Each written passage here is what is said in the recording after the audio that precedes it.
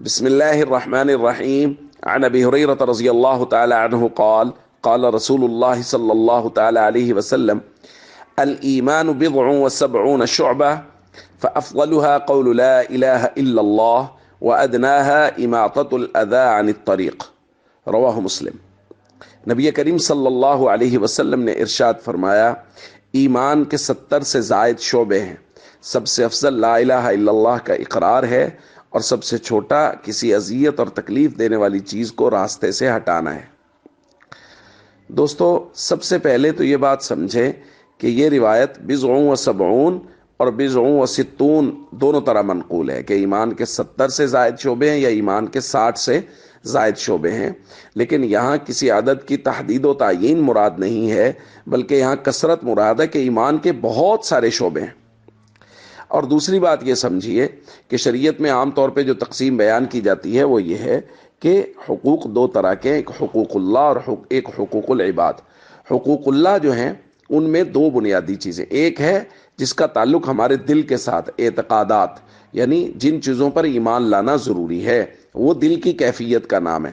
لہٰذا وہ ایسی چیزیں ہیں کہ اگر کوئی آدمی ان کا انکار کرتا ہے تو وہ دائرہ اسلام سے خارج ہو جائے گا، کیونکہ جو اعتقاد ماننے والی چیزیں جن کو ماننا ضروری ہے، اگر کوئی اس سے بھاگے گا تو وہ دائرہ اسلام سے باہر نکل جائے گا، خارج ہو جائے گا، وہ ایمان سے بھاگ جائے گا۔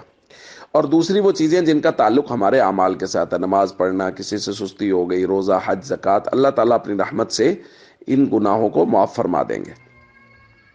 دوسری بات ہے حقوق العباد، لوگوں کے معاملات۔ اس میں سب سے کم درجہ یہ ہے کہ لوگوں کو ہماری طرف سے تکلیف نہیں پہنچے۔ اعلیٰ درجہ کیا ہے؟ اعلیٰ درجہ یہ ہے کہ ہماری طرف سے لوگوں کو نفع پہنچے۔ خیر الناس من ينفع الناس، لوگوں میں سے بہتر وہ ہے جو لوگوں کو سب سے زیادہ نفع پہنچائے۔ لیکن سب سے کم درجہ اس کا یہ ہے جو حضور نے بیان فرمایا، اماطۃ الاذی عن الطریق، راستے میں کوئی چیز دیکھی جس سے لوگوں کو تکلیف پہنچ سکتی ہے تو اس کو راستے سے ہٹا دیا کہ کسی کو تکلیف نہ ہو۔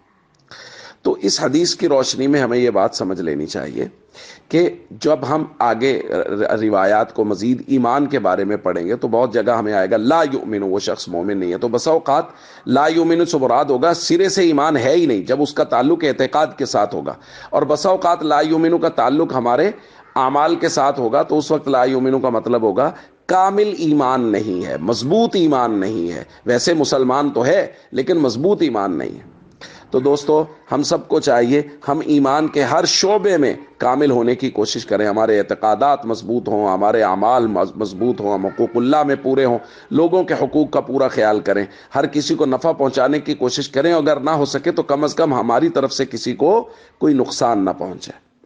السلام علیکم ورحمۃ اللہ وبرکاتہ۔